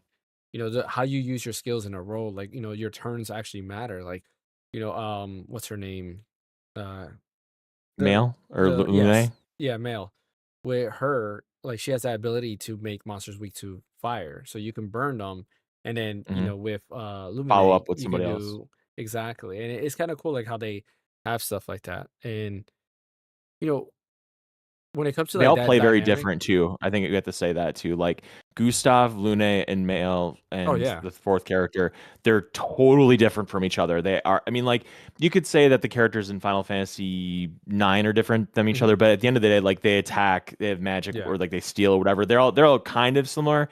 These characters are all vastly different. Like yeah, they can attack, but I mean, Lune is a magic specialist that you have to worry about the what are they called, the stains? Yeah, stains. Yeah. Yeah. And then Male has stances, and then Gustav has the overcharge thing, Yeah. and on and on. And then I just got the fourth character. I have to like read it a few times to understand how the fourth character's systems Yeah. work because they're totally different than the other three, Yeah. but they're all very different. Yeah, I would agree with that. Like they're more different than like they are like job class system, right? You can put Yeah. Lumine as a black, like more like a red mage because she has healing, but she also has like black magic, right? Um, Gustav is just your typical hero character, right? Is your typical He's your like vanguard. He's your yeah, because he front can heal line. Soldier, himself, but he can warrior. also he does Yeah, he's good like your damage. paladin kind of. Yeah. Kind of. Male is tricky because her stuff kind of reminds me of the paradigm shifts from Final Fantasy 13, Yeah, I can where see you can that. tank, you can Vanguard. Was Mhm. it Vanguard the other one, right? Was it tank Vanguard? No, it's not. Or No, I forget what the names it's of them are. offensive stance, defensive stance, stanceless. And Those were the is V. it Vanguard? It is Vanguard. Let me look it up. That's Yeah, gonna bother me. but like that kind of it reminds me a lot of the paradigm shift, She's like an except all that rounder. what was that? Like she's basically an all rounder, like a little bit of everything. Kind of a jack of all trades Yeah, character. yeah, except Virtuose. Virtuos. Yeah, I mean she's definitely more, I would say, DPS orientated because like that Virtuous does plus 200 damage on for your next attack. So if you have it set up correctly, you can do some crazy damage with her. But she has like some preventive measures. So the defensive stance, for example, allows you to get what are those points called? It's not AP, right? It's called something else. Yeah, AP. It's called Is AP. it You mean Okay. you mean like your action points, like Action what points, you Yeah. can? AP. Is it Yeah, okay? AP. So so the defensive stance, if you parry or dodge or jump, you get the AP points for that. So Mhm. like there's you get extra AP points. I'm sorry Yep. for that. So like she has like a strategy. Like each character has their own strategy, which is kind of cool. Yep.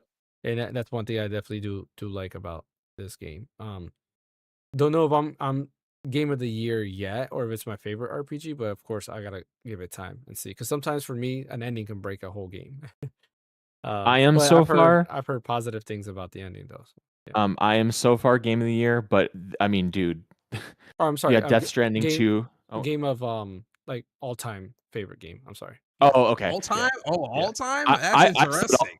I said all time, Yeah. Ash. I don't know if you heard me say that, but I'm right now at all time. Like I have to wait till I finish it. Yeah. I heard you say it, but did you hear Okay. James say that all No, time? I said I'm not sure if it's all and time for me. Like I don't know. Like for me, like all time Okay. is still Tears of the Kingdom, Breath of the Wild. And I cheat a little bit putting Tears of the Kingdom and Breath of the Wild because Tears of the Kingdom is just a better Breath of the Wild. But like to me, Basically. that experience is there. But there's some heavy competition coming out this year, which makes me a little. I mean, like, because we're talking about Game of the Year, right? Like, Yeah. I really think that when the TGAs happen this year, this is going to be nominated for Game of the Year, like hands down, no question. I mean, given all the reviews, but we know it's coming out this year, Elden and Ring if again any is other gonna be game but Grand Theft nominated. Auto, what'd you say? I said Elden Ring again is going to be nominated. Oh God, if that happened. No, isn't but, Elden Ring coming out? what you Like call it? that other version? Yep. Isn't The it? Night Rain Yeah. thing? Yep. Yeah. Oh god, I'm gonna be so... But Grand Theft Auto is coming out, and if that game doesn't win Game of the Year, like the internet will get set on fire. So I think it's really unfortunate that Claire came out this year because I mean, there's just no way that Grand Theft Auto isn't going to win. Like, I wouldn't be surprised if the nominees this year we can bookmark this. I wouldn't be surprised if the nominees. I'm like, It could win 95 other awards. I beg your pardon. It could win other awards like art Yeah, direction. definitely. I'm just talking about sound. specifically the Yeah. TGAs. Best That's what I'm RPG. just saying. Yeah. Best Yeah, RPG. I'm just talking about Game of the Year, TGAs. I think Death Stranding 2, this game, Grand Theft Auto 6, and I don't think Ghost of Yotei will be there. I don't think so. No, I don't think so. I mean, I'm trying to think what else is comes out in coming out October. this year. So who knows? When's it coming out? Yeah, because if Yotei? Yotei's actually coming Yeah, out, it comes out in October. 2nd of October. Yeah, if Yotei's coming out in October, then I'm pretty sure it's going to be part of TGH, I think. I think it will be 2. I just don't know if it's going to be Game of the Year nominee. Really? Maybe, but I don't know. I Okay, just so you know that it's said probably going to be limited. Grand Theft Auto, Expedition 33. Yep. What was the other game you said? I said Death Stranding 2. 2. Did something else come out that people were saying was Game of the Year this year? I'm trying to think. Because I thought it What was have like I played this year? I thought there was something else that people were saying like is between that and Expedition 33 being Game of the Year. I'm trying to remember. Let me look at my trophy history real quick to see what I've played this year. Well, let me see what games have been released so far to see if anything Elden jumps Ring is out. going to be on there. Watch, I bet you. I bet you Elden Ring is going to be on there. I Does it come out? Does it come out this year? Yeah, it comes out I think Yes, this it does. month. Not, in The May. expansion This month? does. Okay. Yep. Okay, that Yeah. the Night. Well, Rain, that one yeah. is technically a standalone game. You don't need Elden Ring for it. It's a standalone game. No, I hate how James's point makes sense. No. Yeah, it's like Diablo. What was that other Diablo game? Like Immortals or whatever? Like it was like its own Yeah. standalone separate thing. Let me go back real quick. Geek Yeah. was talking. I apologize, Geek. He was saying he picked it up again. He's an hour in. The last true Final Fantasy was 10, but I don't want no trouble. James really be making want to beat Final Fantasy 13 one year. He says Chrono Trigger still holds its place in my soul. Yeah, I mean Chrono Trigger is the game that not to be no pun intended, but it's the game that still till this day is timeless, right? Like It is timeless. it's a game you can play any year, and I think 100 years from now people will play Chrono Trigger and be like, this is the best thing ever made. It just, Rebirth came I out don't know this how it year. holds up that well. Honestly, don't know how it holds up that well. It's just such a good game. The pixel art, the story, the battle system, Yeah, characters, music. It's all perfect, pretty much. yeah, that's true. If there's a 10 out of 10 game, Chrono Trigger is definitely it. Yeah, for sure. No question. I'm going through game releases and I can't really see any other one that like jumps out at me as another. Assassin's Creed For Shadows. this year? Maybe Shadows, but that's about like the only I other one don't I can see think of I that has mean, been released they so said far. remakes, right? Maybe Oblivion. Yeah, Mm, maybe. I Doom. mean, not game of the year to Yeah, Doom's contender. I later. feel. I mean, Yeah. Lost But I'm just Soul talking about games aside, that have we been don't know how released that's so gonna far be. right now. So like that's true. those are the only games I Um, can think of that have came out to date. That Oh, to date. Okay. yeah, that's what I mean, like Yeah, to yeah. date. Because he was talking about like another game that's already been out.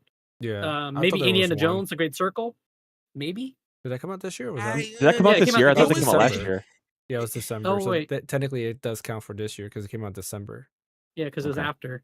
The last I Christmas. mean, yeah, that's a good game, but I don't know if that'll be a contender for game of the year. But that's what I'm honestly. saying. Like, there's only there are a lot of games that have come out, but I'm just trying to think of the ones that Metro Prime have the 4. hype. Yeah, Like, that's like top, possible. like top. Yeah. Yeah, different Yeah. Metro Prime 4. Geek says Metro Prime 4. Yeah. Also didn't see Chrono Trigger and Sea of Stars, but again, I don't want no trouble.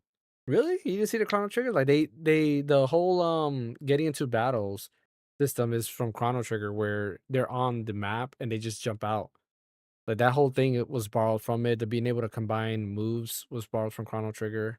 Yeah. The time How attacks the was enemies just from come out from the like like you don't bushes or stuff like that. yeah you don't like the screen doesn't break and then you go into like a battle like scene. It's just Yeah. like the world you're in is the battle scene.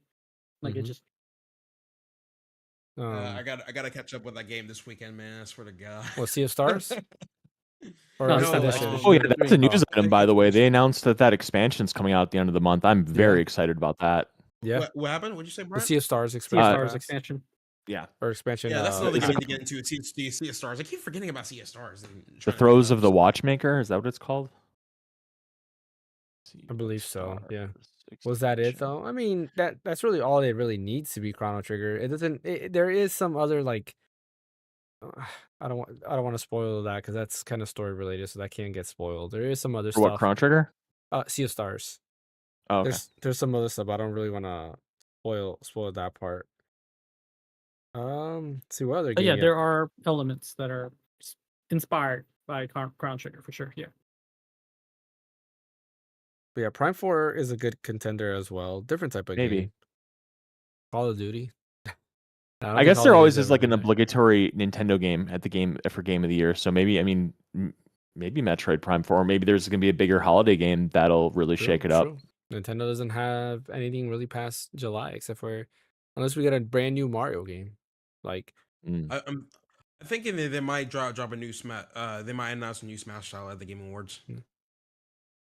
nah, Yeah, he's and Sakurai's Pokemon ZA is working coming on out next year. Kirby. He's on your Kirby Air Ride game, Kirby Ash. You Air don't want Ride. him messing Yeah. around. Might be a multi-tasker. Maybe. You know how he is. So Yeah, I don't see a new Smash dropping. hey guys, also Or announcing a it, bit of a side thing. I'm predicting that the new Smash Bros. Game is gonna be $100. Probably. And you know what? Everyone's gonna be complaining about it, but I guess everyone's gonna buy the game. My theory on the new Smash is it's gonna be $80, but it's gonna have like a quarter of the roster. And I think they're not gonna do third party characters this time around. They're going to like reboot it. Mm-hmm. It makes Because I mean, sense. how do you more go first up party? from there? Add a ton Exactly. more first party. Well, you can't go up from there. Like Ultimate is literally Ultimate. the Ultimate, yeah. So I can see them rebooting it and then adding more of their Nintendo IPs. So maybe more characters from like, what's it called? Obscure Nintendo like, IPs. Yeah, like Arms. Maybe another F-Zero character. Some other characters are just not there. I have to say, yeah, go ahead. Oh, go ahead. I don't think that Nintendo is going to be the company that drops the first $100 game after the crap they got for 80. I don't see them doing 100. Yeah. I just Oh, no, don't. I we could know be it's totally gonna be wrong, but Grand Theft It's Auto just the 6. amount of reception it's just the amount of reception they had when it comes to do a Smash announcement. You know, Well, so that's why I could technically see Nintendo doing it if they did like a Pokemon MMO. I could see them charge you $100 for a Pokemon MMO. Be like, you wanted this, here you go, but you're gonna pay $100 for it. I don't know. And then it runs at like 10 FPS and stuff like that. So hey, man, don't be saying something like that. Like, if they're gonna charge us $100 for the game, then it would be cool if we don't have to pay a monthly subscription for the game. So, but then again, that's where NSL comes in. So I don't know. But yeah, other games we were playing to keep on topic and end this podcast. I was playing Final Fantasy 3 from the Pixel Remaster. I love the music. I don't like the battle theme being guitar. Like, I think they went too heavy into the guitar for the battle themes for this. Yeah, so it doesn't feel right. That being said, like I when I think of the music of Final Fantasy 3, I think of the DS like remake. Not only that, like the DS remake, people don't realize the DS remake added story to Final Fantasy 3. Here it's just kind of like, oh, you're 3 orphans in the Crystal Calls You. Do your thing. Where Final Fantasy 3, you started as, I forgot what his name. You started with an L, and he drops in the cavern. You go through. You fight the first boss by yourself. Later on, you meet your friend, and then you go on an adventure, and then you meet the 2 other characters that you get. So they kind of gave you the Final Fantasy 3 experience, because it's still, for the most part, everything's the same, but they added a lot more story beats. So each character is actually their own character. They have their own names, they have their own personality, their own backgrounds, and so forth. Where this is just like you're just the same character split into 4. Uh, yeah, but yeah, Final Fantasy 3. Love the world map song. It's still probably one of the best world map themes in any Final Fantasy game. Uh, if not the best one. I can't think of anyone that really outbeats it, in my opinion. What else? There was another game I was playing. I don't remember. But yeah, that's really it. Oh, I haven't been playing new. I mean, I already said that like Mhm. the last time I played Expedition 33 was the last time we talked about it in the podcast. But I can tell you what some games I did buy, and one of those was actually multiple games. I actually spent around $50 to get the Final Fantasy Pixel Remaster Collection through Steam and everything. And so I decided Good to go call. with that.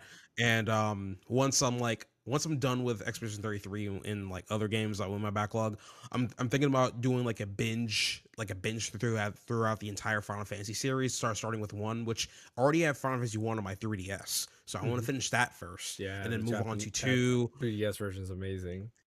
Yeah, it's amazing. So yeah, I'm gonna work on that one first, and then do Final Fantasy 2 on the Steam Deck, and then onwards up to 6, Yeah. essentially, and stuff. And then from there, I think I have the rest of the Final Fantasy games on my Switch, so might just I might just play those on my Switch too and go from there. So, Yeah. but yeah. Fan, you've been playing Breath of Fire 4? I had been playing Breath of Fire 4. Oh, I forgot. Yeah. I Trying to play bought Breath the of Fire Breath of Fire 4. 4. I bought the Breath of Fire 4 from GOG, man. I was trying so hard to get that thing to run on my Steam Deck, but I couldn't. Damn it. Yeah, because it's Ah. it's PC port. So sorry, man. Well, yeah, but you can still run it via Proton if you're able to, but you just couldn't. So I'm Is like, GOG damn not it. native on Linux at all? I don't think so. It is native on Linux. It's just that with that particular port, I don't know if they just didn't update the code on it. I mean, it looks Okay. like they did. It looks like they did for that game, but I think for right now that game is just not compatible with any Proton version that I used. So Gotcha. Yeah, because I was reading something where I could have sworn it said like it was available to play on Mac, PC, and Linux. As long as you have GOG, which is kind of cool. when Like being when able to I play whatever downloaded platform. it, yeah, when I downloaded it, it only gave me the exe file for Windows. So I mean, if you Mm, could show me the other options, then I can definitely look at that too. If yeah, it's native on Linux, perfect. I You have to know, look at it. Yeah, I'm because I'm, I have GOG on my I'm ROG willing to Ally X, so I just use that for Yeah, everything. I'm willing to start over because I did have another playthrough on the emulated version of it, but I can Yeah, just if I can just play it native on the PC version, just for further support and further preservation, I'm fine with that too. I already bought it, so yeah. That game I still think is one of those games that deserves an HD like remaster for sure. Because the art style is so great that if they really put in the effort, they can make that game look even better. Kind of like Lunar. Like Lunar 1 and 2 look so good when you compare it to the original that I think that Breath of Fire 4 will definitely look even better with a facelift, especially with the art style that it has. It has a unique art style. Yeah, I do say I, like I'm when you play it on GOG, there is like the DirectX like settings you can change it and have like the different like textures and stuff like that. And some of Hmm. them does like update it, makes it look smoother. The only thing it does not update is the character sprites. Mm, So it's like a weird like I was saying, like it's almost kind of like 2.5 HD where like yeah, the characters is like pixel art, but then everything else is like so like nicely defined. yeah, But so it's very weird. that makes So it's not sense. as good as 2.5 HD because they kind of make it like seamless because the characters are blurry, but Yeah. then everything just looks like sharp. Mm, So I had to change it to where like it looks like the original. yeah, But you yeah, I've just been playing yeah. that Expedition 33, and I need Expedition 33 is taking too much of my time because I need to continue on with my Last of Us Part 2 playthrough.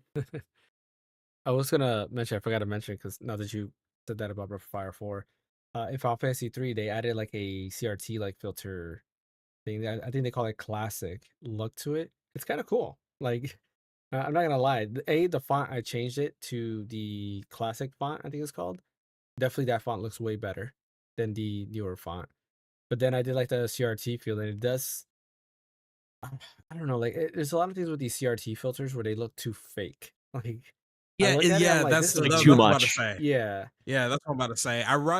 If I want to experience a CRT feel, I'd rather just play it straight from a CRT TV. exactly. I know what they're trying to replicate, but it's just not the same. Yeah, If you especially want if to you see a want good definitely wasn't the same. CRT, Mhm. play Sonic Mania. Sonic Mania has awesome CRT filters. They're probably the best I've ever seen. I don't think I use the filters on Sonic Mania. I have to take a look. Just at try it. They look great. That'll make What's sense. interesting is that like there was a video on this where like they show you actual comparisons, and like if you play an actual SNES game on a TV like this versus a CRT, the game on the CRT actually looks better than the modern TVs, because Mhm. the way the developers are trying to get the colors down when it comes to displaying from a CRT TV Yeah, perspective and stuff. So it's so and the way they did the so if art too. anything. Yeah, exactly. So I feel like when you're trying to do a CRT filter, you're kind of going backwards in a way, Mhm. because you're trying to you're trying to replicate the CRT feel on a modern TV, which you can't. Mhm. Yeah, it's weird, but I don't know. It's just me. Yep. Alrighty.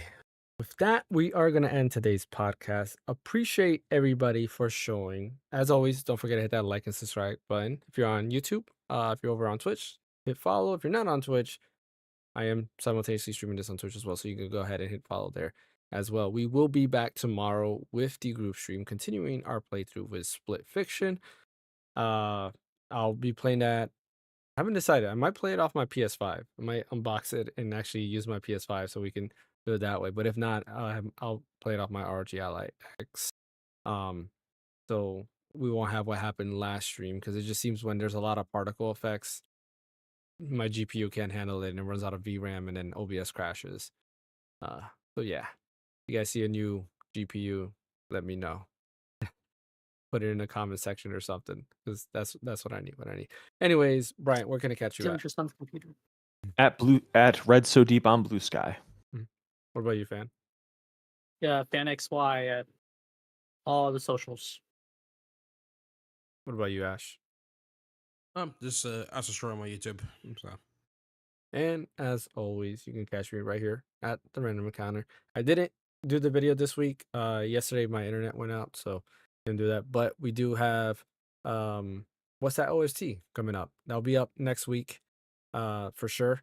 I've been trying to mess with it to kind of look as good to my liking as possible, which is why it's also kind of taking me long, because the original way I had it set, I did not like it. So I was trying to reframe everything and stuff like that, which is another thing that I have to do, because it's looking like I am pushing my MacBook to its limits and it's time to upgrade. man, really?